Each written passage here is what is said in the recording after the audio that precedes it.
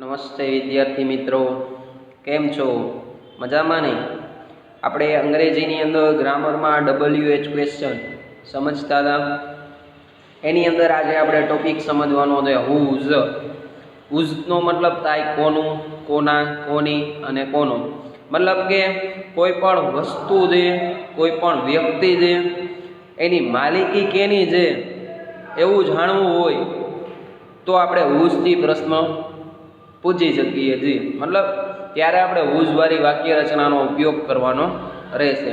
જેમ કે હું એમ કહું કે ભાઈ આ બાળકો કેના છે, તો આપણે એમ કહી શકીએ બાળકો ફલાણા ભાઈ કે ફલાણા બેન, મતલબ કે વિજયભાઈ કે ભાઈ વિજયાબેન કે એના બાળકો છે, આવું આપણે કહી શકીએ. પછી આપણે એમ કહીએ કે ભાઈ આ રોહન છે એ મોહનનો ભાઈ છે, તો ભાઈ રોહન છે એ કેનો ભાઈ છે, બરોબર. તો આવી રીતના છે કાંઈક પ્રશ્ન પૂછવા હોય, કોનું છે, કોના છે, કોની છે, કોનો છે, મતલબ કે કોઈની માલિક એ જાણવી હોય તો એમાં વસ્તુ, વ્યક્તિ કે પ્રાણી કે કોઈ પણ XYZ આવી જાય, એમાં એની માલિકી કેની છે એવું જાણવું હોય ને ત્યારે હુઝથી પ્રશ્ન પૂછવામાં આવે છે.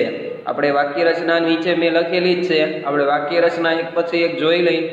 સાદો વર્તમાન કાળ છે એની વાત કરીએ તો સાદા વર્તમાન કાળમાં સૌથી પહેલા હુઝ આવે, પ્લસ કર્મ, પ્લસ ડુડસ, પ્લસ કર્તા, પ્લસ V1 ને છેલ્લે પ્રશ્નાર્થ ચિહ્ન.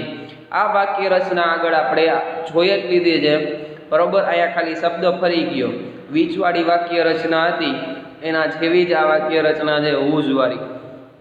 પછી ભૂતકાળની વાત કરીએ તો હુઝ પ્લસ કર્મ, ડીડ, કર્તા, V1 અને પ્રશ્નાર્થ ચિહ્ન. પછી સાદા ભવિષ્યકાળની વાત કરીએ તો હુઝ પ્લસ કર્મ પ્લસ શેલ વિલ પ્લસ કર્તા પ્લસ V1 અને છેલ્લે ક્વેશ્ચન માર્ક.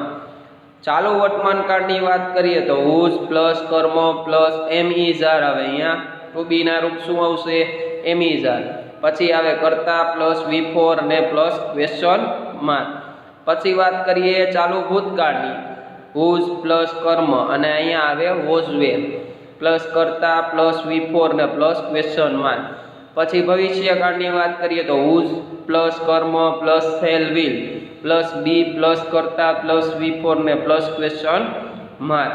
હવે બધા પૂર્ણકાળની વાત કરીએ તો પૂર્ણકાળમાં પૂર્ણ વર્તમાન કાળ હુઝ પ્લસ કર્મ પ્લસ હેવ અથવા હેઝ, પછી કર્તા V3 અને પ્રશ્નાર્થ ચિહ્ન.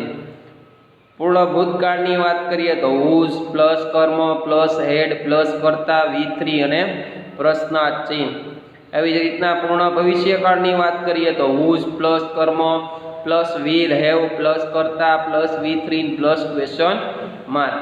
હવે આપણે એક્ઝામ્પલ લઈ તો તમને ખ્યાલ આવે કે હુઝ વાળા વાક્ય છે એ બને છે કેવી રીતના. તો આપણે એક્ઝામ્પલથી સમજીએ. For example, that is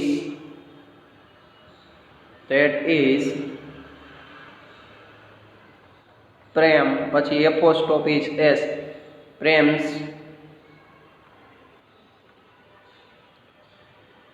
bicycle. હવે આનો મતલબ શું થાય કે that એટલે પેલું અથવા પેલી અથવા તે, બરોબર. ઇઝ એટલે છે, પ્રેમ્સ બાઇસિકલ એટલે પ્રેમની સાયકલ. પેલી પ્રેમની સાયકલ છે અથવા તે પ્રેમની સાયકલ છે. તો પેલી કોની સાયકલ છે આવું આપણે પૂછવું હોય તો કેવી રીતના બનાવવાનું છે તો આપણે જોઈ લઈ. સૌથી પહેલા આવશે હુઝ, પછી શું આવે તો ડુ, ડઝ, ડીડ એવું હોય તો MER, એમાંથી કાંઈ હોય તો તો અહીંયા ઇઝ છે તો હુઝ. પછી આમાંથી આપણે લેવાનું શું? પહેલાં કર્મ લેવાનું એટલે બાઇસિકલ આવશે. શું આવશે? બાઇસિકલ. હુઝ બાઇસિકલ, બરોબર. ત્યાર પછી આવે ઇઝ, હુઝ બાઇસિકલ ઇઝ, અને છેલ્લે કર્તા એટલે અહીંયા જે છે એ વાક્યમાં ધેટ, અને પછી પ્રશ્નાર્થ ચિહ્ન. એટલે આ પ્રેમ્સ બાઇસિકલની નીચે આપણે અંડરલાઈન કરી તો અહીંયા છે આ પ્રેમ એ નીકળી જાય। એવી જ રીતના આપણે બીજું વાક્ય સમજીએ એટલે તમને વધારે ખ્યાલ આવે, બરોબર। આપણે લખી ધ પ્યુન ફાઉન્ડ, ફાઇન્ડનું ભૂતકાળનું રૂપ ફાઉન્ડ, ધ લેડી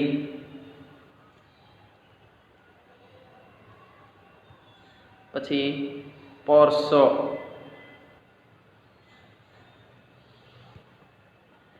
હવે પ્યુને એક લેડી એટલે કોઈ સ્ત્રી છે એના માટે લખ્યું છે ધ લેડી, એનું પર્સ છે એ શોધી કાઢ્યું, બરોબર। ફાઉન્ડ, ફાઇન્ડનું ભૂતકાળનું રૂપ। તો આપણે અહીંયા વાક્ય બનાવવું હોય તો કેમ બને, તો પહેલા આવશે હુઝ, પછી પર્સ લઈ લેવાનું, પછી શું લેવાનું, પર્સ, હુઝ પર્સ, બરોબર। પછી ભૂતકાળ છે એટલે ડીડ આવે, ડીડ, બરોબર। પછી કરતા કોણ છે, તો કે પ્યુન એટલે ધ પ્યુન,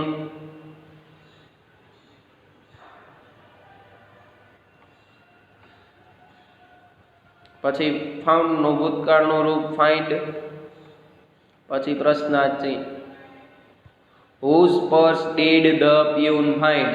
તો અહીંયા એનું પર્સ શોધ્યું હતું, તો કે લેડી, તો અહીંયાથી આ જે લેડી છે આ લેડી નીકળી જાય, એની જગ્યાએ આપણે હુઝ લખ્યું, બરોબર। ત્યાર પછી હજી એક એક્ઝામ્પલ સમજીએ એટલે ખ્યાલ આવે। ધીસ ઇઝ ધ કિંગ, પછી એપોસ્ટ્રોફી એસ, કિંગ્સ પેલેસ, બરોબર। આ રાજાનો મહેલ છે। તો અહીંયા શું થાય, તો પેલા આવે હુઝ, પછી પેલેસ,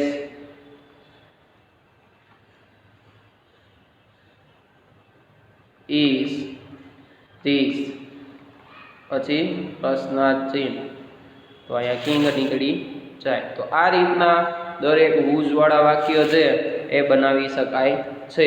તો એ માલિકી કેની છે એ જાણવું હોય તો આપણે હુઝથી પ્રશ્ન પૂછી શકીએ। એટલે તમારે વાક્યની અંદર એક જ વસ્તુ શોધવાની છે, એપોસ્ટ્રોફી એસ વાળું વાક્ય છે તો હુઝથી પ્રશ્ન બને। કેવું વાક્ય હોવું જોઈએ, એપોસ્ટ્રોફી એસ વાળું, બરોબર। કે એમાં કોઈ પણ વ્યક્તિનું નામ હોય કે એનું ટૂંકમાં નાઉન દર્શાવેલું હોય, ત્યાં જેમ કે પ્રેમ હતું એની સાયકલ હતી, લેડી હતી એનું પર્સ હતું, રાજા છે એનો મહેલ હતો। તો આ પ્રેમ, લેડી, કિંગ એ જે કાંઈ શબ્દ આવ્યા એમ માલિકી દર્શાવતા એપોસ્ટ્રોફી એસ વાળા શબ્દ તમારે શોધવાના રહેશે। એના આધારે તમને અંદાજ આવી જવો જોઈએ કે ભાઈ આ વાક્ય છે એ હુઝથી બને અને આવી રીતના એ બને। એના માટે તમારે એની જે મેં આ ઉપર વાક્ય રચના તમને જે દરેક કાળની લખી દીધી છે એ પાકી કરવાની રહેશે। જે તમને આવડી ગઈ તો તમને દરેક હુઝવાળા વાક્ય બનાવતા આવડી જશે। આ સૌથી સહેલી વાક્ય રચના છે, આપણે જે અત્યાર લગી જોયા એમાં સૌથી સહેલામાં સહેલું હતું। ત્યાર પછી આપણે એના પછી વાય સમજવાના છે। વાય એટલે શા માટે,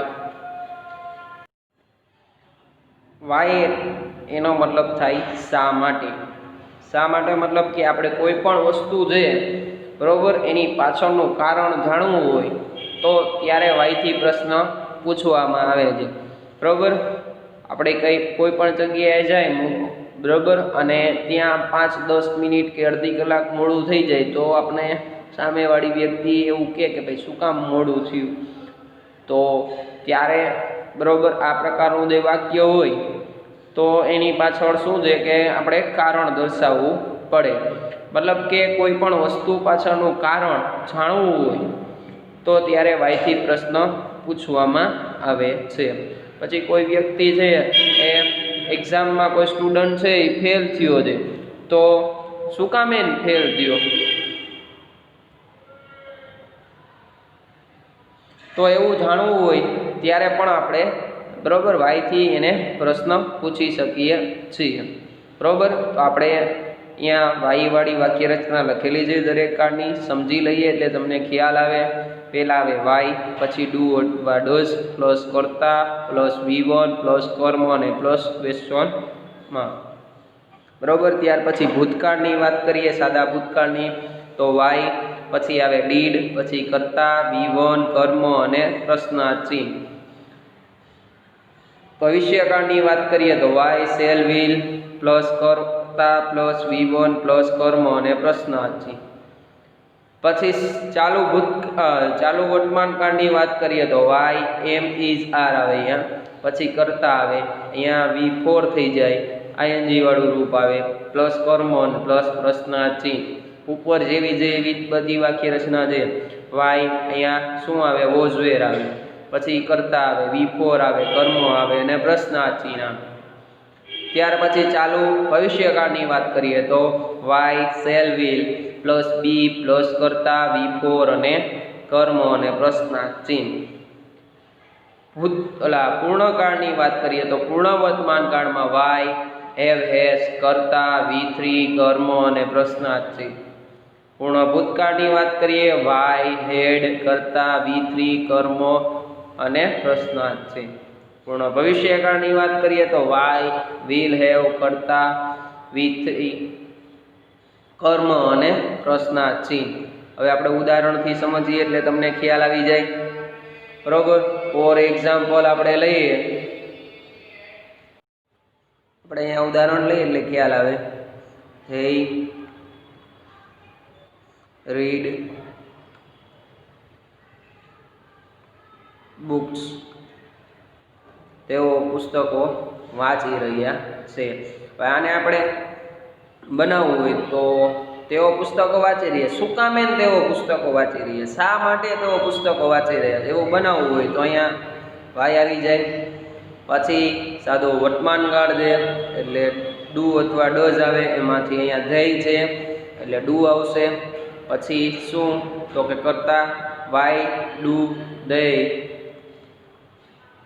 બરાબર, રીડ, અને પછી શું છે બુક્સ અને પ્રશ્નાર્થ ચિહ્ન. Why do they read books, તેઓ શા માટે પુસ્તકો વાંચી રહ્યા છે? તેઓ પુસ્તકો વાંચી રહ્યા છે કારણ કે તેઓને પરીક્ષા છે. કોઈ પણ કારણ તમે આપી શકો છો અહીંયા, પણ આપણે જવાબ લખવાનો નથી, માત્ર પ્રશ્ન બનાવવાના છે. પણ જવાબ બનાવવો હોય તો બીકોઝથી અહીંયા વાક્ય જોડીને આગળ તમારે લખવું પડે. બરાબર. પછી આપણે હજી એક ઉદાહરણ સમજીએ. સી ફેલ્ડ ઇન એક્ઝામ, તેની પરીક્ષામાં નપાસ થઈ. તો શા માટે તે નપાસ થઈ એવું પૂછવાનું છે. તો વાય ફેલ્ડ એટલે ડીડ, બરોબર. C why did she. હવે આનું મૂળ રૂપ લખવાનું, ફેલ ઇન એક્ઝામ. થઈ ગયો પ્રશ્નાર્થ વાક્ય, શા માટે તેની પરીક્ષામાં નપાસ થઈ. પછી આપણે લખીએ for example Dhoni, MS Dhoni એની વાત કરી. ઇઝ પ્લેઇંગ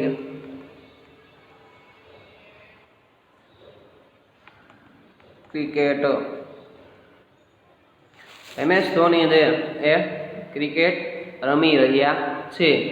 શું કામે રમી રહ્યા છે એવું પૂછવાનું છે. બરાબર.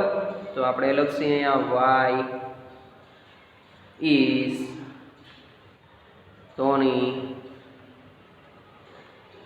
Y is Dhoni playing cricket. શા માટે ધોની ક્રિકેટ રમી રહ્યા છે?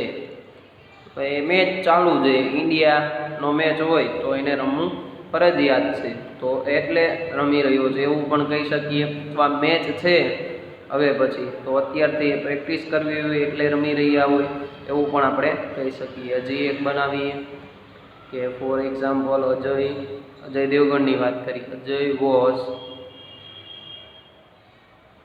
ડાન્સિંગ. હજી અહીંયા પાછળ શબ્દ આપણે ઉમેરી દઈએ અન્ય શબ્દો. યસ્ટરડે, ગઈકાલે અજય જે એ નાચી રહ્યો હતો, નૃત્ય કરી રહ્યો હતો. તો શા માટે નૃત્ય કરી રહ્યો હતો?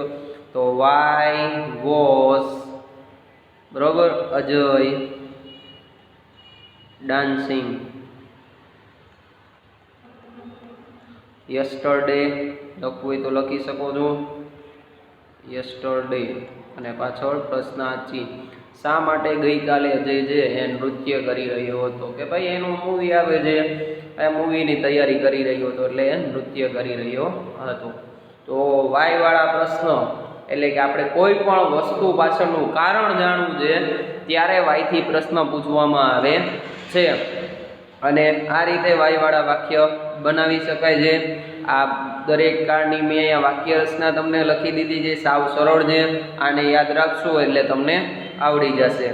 અત્યાર લગીના આપણે 8 પ્રશ્નો 8 શબ્દો છે WH ના એ સમજી લીધા, અને એની જે પ્રશ્નાર્થ વાક્ય રચના છે WH ક્વેશ્ચન કેમ બનાવવાના છે એ મેં દરેકના તમને સમજાવ્યા, દરેક કાળમાં સમજાવેલા છે. તો તમારે માત્ર આ એની વાક્ય રચના યાદ રાખવાની છે, એ આવડી જશે તો દરેક કાળના કોઈ પણ WH વર્ડ આપ્યો છે તો તમને એના પ્રશ્નાર્થ વાક્યો બનાવતા આવડી જશે. આ ટોપિક આપણે અહીંયા પૂરો કરીએ છીએ. નવો ટોપિક આવતા લેક્ચરમાં સમજશી. નમસ્તે.